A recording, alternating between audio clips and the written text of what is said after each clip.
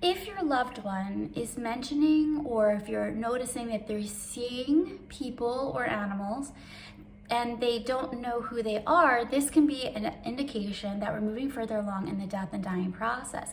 It's not uncommon for a person who is dying to see people, I guess for a better lack of a term, ghosts or spirits of people that they don't know, or animals that they don't know or recognize, like pets. Oftentimes these unknown visitors are people that are dressed differently from like a different time period. They just don't recognize the person as a family member or a friend that has previously passed over. It could be some sort of lingering entity, if you believe in those sort of things, just tied to the space and not necessarily the person. But an unknown visitor, whether person or animal, is quite common at the end of life during the dying process. Now, your loved one may mention that they are seeing these things, but sometimes they don't really want to talk about it, because especially when we're talking about unknown individuals, if they say, I saw my parent, it's more accepting for family and friends. Oh, okay.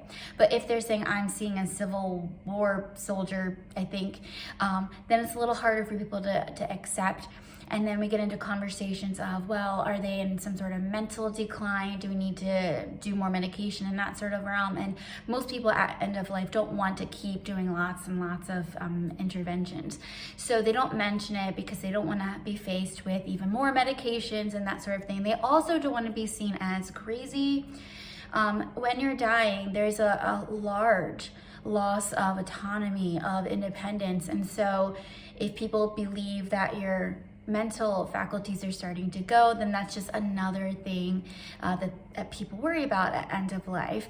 It's one of the last things that you kind of hold on to depending on the disease process. So it would just be another loss for that person that's dying, so they might not want to talk about it.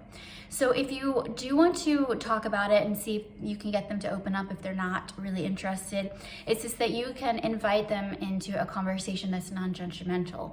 So you can say, it seems like you're seeing these things, you want to talk about it, or it's so interesting that this happens at end of life that you can see people that I cannot see, or just ask questions. Asking questions goes a long way to help get someone to open up. So if your loved one is seeing people that you cannot and they don't know who they are, that's common and an indication that they are moving further along in the death and dying process. Thanks for watching.